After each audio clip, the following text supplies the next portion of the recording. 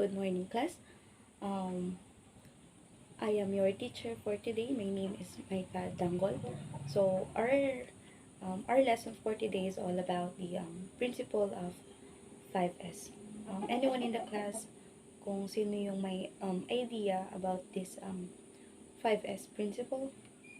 Okay, if anyone, let's proceed to our discussion.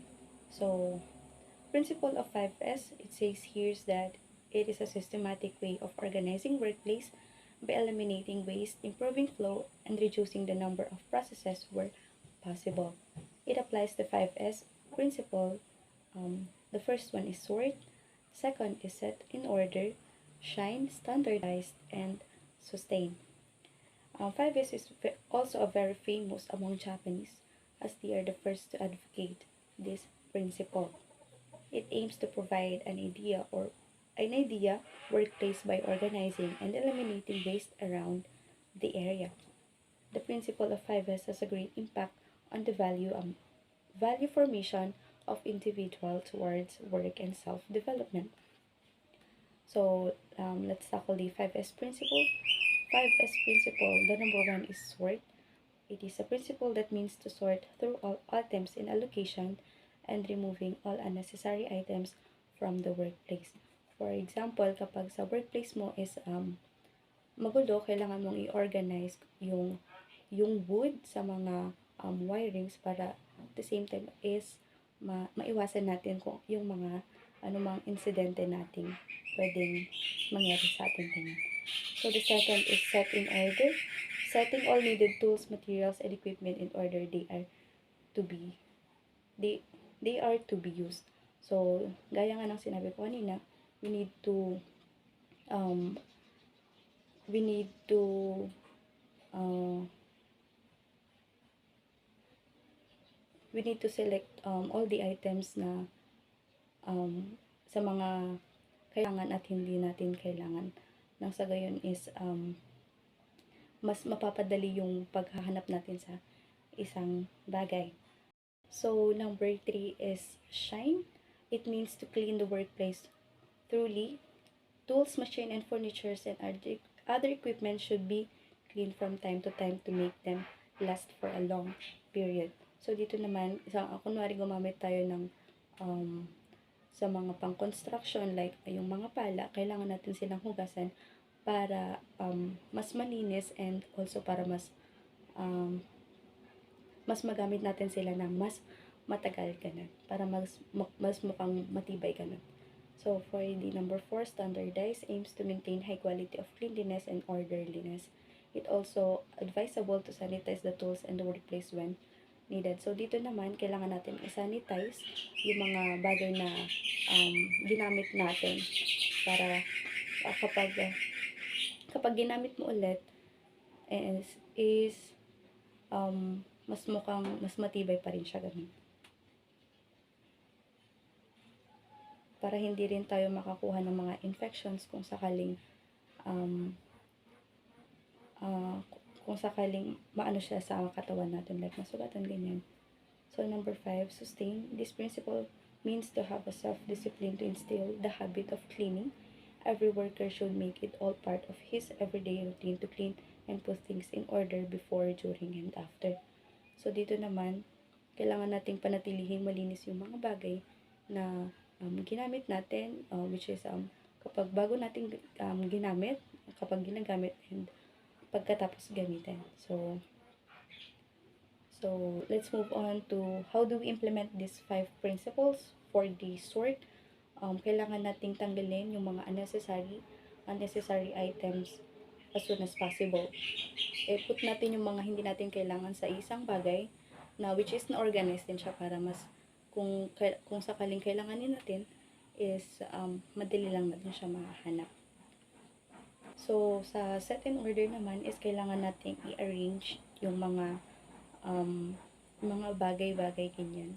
Just like what I've said earlier, yung mga kunwari, yung mga machines, yung mga wood, yung mga wirings, kailangan natin silang i-separate and yun. So, for the shine, kailangan natin yung workplace is kailangan malinis And yung mga equipment din natin is kailangan natin panatilihing malinis. Yung sa gayon is mas tumagal pa ito at magamit natin ng mas matagal. Standardize, ensure everyone knows their responsibility in performing the sorting, organizing, and cleaning. And for the sustain, organize training sessions, perform regular audits to ensure that all the time standards are being implemented and followed. So that's all for the summary of our lesson. 5S is a workplace organization methodology that originated in Japan and focuses on creating a clean, organized, and sufficient work environment. The term 5S stands for 5 Japanese words that represent the steps of the methodology. The first one is sort or siri. The second is set in order or siton. Third is shine or sisu. Standardize or shikitsu, and sustain for shitsuki. And overall, 5S aims to improve productivity, safety, and employee morale by creating an organized, efficient, and clean work environment. It is also considered a foundation practice in a lean manufacturing and other processes improvement methodologies. So, after that, do you have any question? If wala, proceed na tayo sa magiging assignment nyo. For your assignment, read and identify recyclable materials or waste materials, and also recycle sa materials na available sa inyong mga bahay. Ganyan. So, for an example, ganito. Kumuha tayo ng glass. Ito, pwede natin siyang gamitin as pwedeng paglagyan ng mga condiments, ganyan. Pwede natin pagtaman ng mga plants, ganyan. So, ang gagawin natin is magtatanim tayo ng plants. Dito naman magre-recycle tayo ng ang pwede nating pagtamnan.